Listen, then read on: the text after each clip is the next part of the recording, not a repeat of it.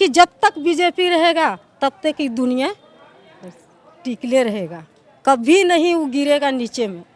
अब बीजेपी नहीं रहेगी तो बीजेपी तो रहेगा, कैसे नहीं रहेगा।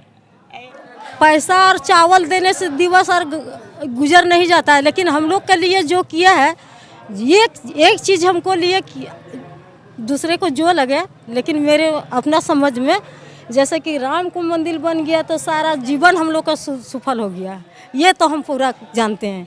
ये तो कोई सरकार कर नहीं पाया था, लेकिन मोदी सरकार कर दिया, उसको कोटि कोटि प्रणाम है। और हमारे तरफ से उसको जीने के जितना हमारा भी अरबल है वो उसी को हो जाए, वो जीते रहे 100 साल। नहीं अभी तो बाबू यहाँ पर तो जानते हैं काम ही नहीं मिलता है, सब बैठल है। और जहाँ भी बाहर गया था काम करने के लिए वहाँ से भी घूम के आ रहा है सब। क्या करेंगे, लॉकडाउन लगा हुआ है तो भी हम लोग खुश हैं कि जो चीज़ करेगा मोदी सरकार हम लोग का भलाई के लिए करेंगे। मधुपुर का उपचुनाव अब बड़ा रोचक होने लगा है। जैसे जैसे चुनाव की तारीख नज़दीक आ रही है वैसे वैसे धर्म की बात जो है अब नेता के साथ साथ जनता भी जो है करने लगे हैं। इस वक्त मैं मधुपुर का एक पंचायत है, पथरौल पंचायत है, और वहाँ पे एक मंदिर है, काली मंदिर, जहाँ पे आसपास के लोग यहाँ पे हमेशा आते रहते हैं पूजा करने। उस मंदिर के प्रांगण में मैं हूँ। दरअसल एक निर्दलीय प्रत्याशी हैं अशोक ठाकुर जो चुनाव लड़ रहे हैं, और वो यहाँ पर माँ का दर्शन करने आए थे, काली माँ का। तो हम लोग उनके रैली को कवरेज करते हुए यहाँ तक पहुँचे हैं। तो एक महिला इसी मंदिर के प्रांगण में मिली हैं और काफ़ी रोचक बातें कर रही थी। तो मुझे लगा कि चुनाव में पब्लिक किस तरीके से सोचती है और धर्म का एंगल किस कदर जो है पहुंच चुका है आम लोगों के भीतर, उनके जहन में, वो आप लोगों को बताना चाहिए। क्योंकि लगातार आप लोग द फॉलोअप के जरिए जो है मधुपुर उपचुनाव की हर छोटी बड़ी खबरों को और लोगों का क्या राय है वो जान रहे हैं। हमारे साथ एक महिला है। कहाँ घर है माता जी आपका? हमारा घर है भितिया नवाडी। नवाडी में पड़ता है भितिया नवाडी। क्या काम करती हैं आप? हम तो करते थे 15-16 साल से हम समिति में जुड़े थे। हम लोग संत रविदास कल्याण समिति से काम करते थे, लेकिन अभी 1-2 साल से हम नहीं कर रहे हैं। हालांकि करते आ रहे हैं, अभी तक हम लोग का कमेटी चल रहा है, ये बात नहीं है। आपको पता है कौन कौन लड़ रहा है यहाँ पे? यहाँ पर लड़ रहा है कौन कौन, देखिए अभी सोचने हम ये नहीं जानते हैं कि लड़ाई चुनाव जो हो रहा है कौन जीतेगा कौन हारेगा वो हम नहीं देखते हैं, लेकिन हम इतना जानते हैं कि मेरा सरकार कौन है, मोदी सरकार है।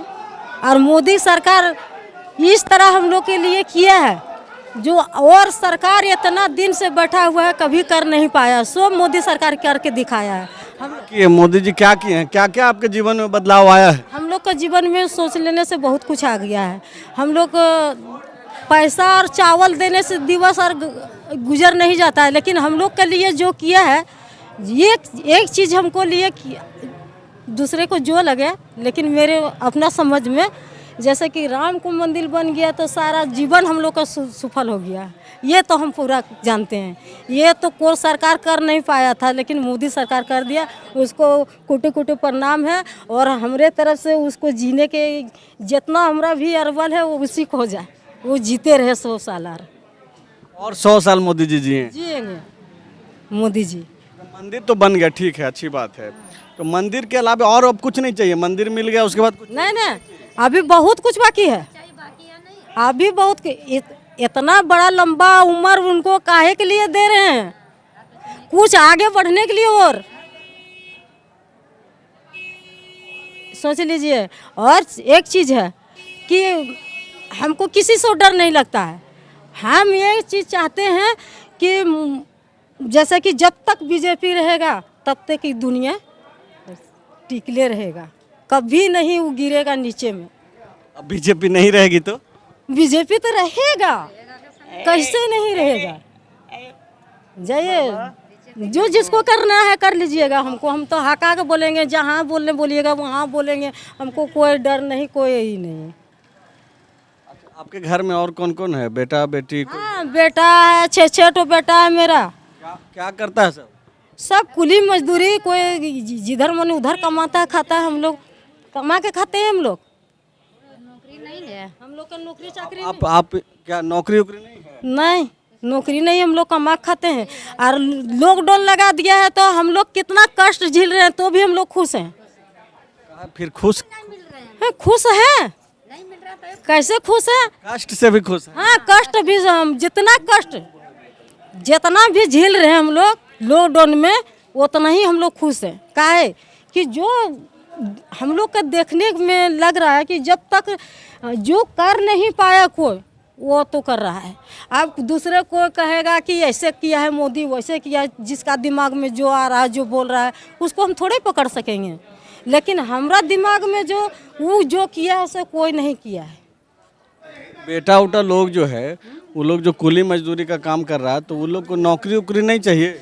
नौकरी चाहिए तो मिलेगा तब न बाबू, मिलेगा तब न। सब तो इधर उधर जहाँ मन तहाँ कमा रहा है, खा रहा है। कौन देगा नौकरी? नौकरी कौन देगा? तो देगा मोदी सरकार, और कौन देगा? अभी तो हम देखिए इस जिगर कर रहे हैं इस बात के लिए, जब थोड़ा पढ़ाई लिखाई में थोड़ा वो लोग कम है, इसीलिए हम लोग भी संतोष करते हैं कि चलिए भाई कमा रहा, जिसको पढ़े लिखे हैं उसको मिल रहा है। ये बात नहीं जो नहीं मिल रहा है, बहुत को कर रहा है, ऐसा बात नहीं है। अब मोदी सरकार नहीं कर रहा है, कर रहा है, अपना तकदीर के भी टोने पड़ेगा ना। जो ये बोल रही हैं कि जब इनको लगता है कि इनका बेटों को जो है नौकरी नहीं है, तो वो ये भी मान रही हैं कि वो उस लायक जो है पढ़ाई लिखाई नहीं कर पाया ताकि उसको सरकारी नौकरी मिले। लेकिन ये जो कुली वगैरह ये सब जो काम कर रहा है, तो उसको हर रोज़ काम मिल जाता है और हर रोज़ जितना मेहनत करता है उस हिसाब से पैसा मिलता है? नहीं, अभी तो बाबू यहाँ पर तो जानते हैं काम ही नहीं मिलता है, सब बैठल है। और जहाँ भी बाहर गया था काम करने के लिए, वहाँ से भी घूम के आ रहा है सब। क्या करेंगे, लॉकडाउन लगा हुआ है, तो भी हम लोग खुश हैं कि जो चीज़ करेगा मोदी सरकार हम लोग का भलाई के लिए करेंगे। कष्ट भी होगा तो ठीक है रहेगा? तो भी हम ठीक हैं, हम लोग ठीक हैं। हमारे गांव भी जितना हम लोग हैं सब ठीक है, हम लोग सब खुश हैं। एगो अपने बदल हम नहीं बोल रहे हैं कि हम ही बोल रहे हैं, जितना हम लोग हिंदू हैं, जितना मेरा है हमारा कमेटी में, सबको हम लोग ये कीता है। इस बार उपचुनाव जो चल रहा है यहाँ पे, तो इसमें क्या होगा? इसमें देखिए क्या होगा, अभी तो हम लोग जो मन में ठाने वही हम लोग करेंगे। अभी क्या ठाने हैं मन? इनको आप सुन रहे थे, ये पथरौल पंचायत में ही इनका एक घर है और जिस साफगोई से यह बोल रही थी अपनी चीज़ों को लेकर के। हालांकि जब इनसे सवाल मैंने किया कि मधुपुर उपचुनाव का परिणाम क्या होगा, उसमें क्या सोची हैं, तो वो मुस्कुरा करके चुप हो गई। क्यों? और ये होना भी चाहिए, लोकतंत्र में मतदान जो है गोपनीय माना जाता है और इनका ये अधिकार है कि इसका जवाब भी नहीं दें। लेकिन जिस तरीके से बातें कर रही हैं और मधुपुर के इस उपचुनाव में जिस तरीके से पक्ष और विपक्ष के द्वारा जो तैयार किया जा रहा है माहौल, खास करके धर्म को लेकर के, और एक जनता के तौर पे जब इनकी बातों को आप सुन रहे हैं तो आप समझ सकते हैं कि मधुपुर का जो उपचुनाव है किस ओर चल पड़ा है। हालांकि मतदान 17 तारीख को होना है, परिणाम 2 मई को आएगा। तब तक इंतज़ार करना होगा कि मधुपुर की जनता ने किसके लिए जो है जीत का सेहरा तय किया है। शुक्रिया। followup.in, like, share and subscribe. www.thefollowup.in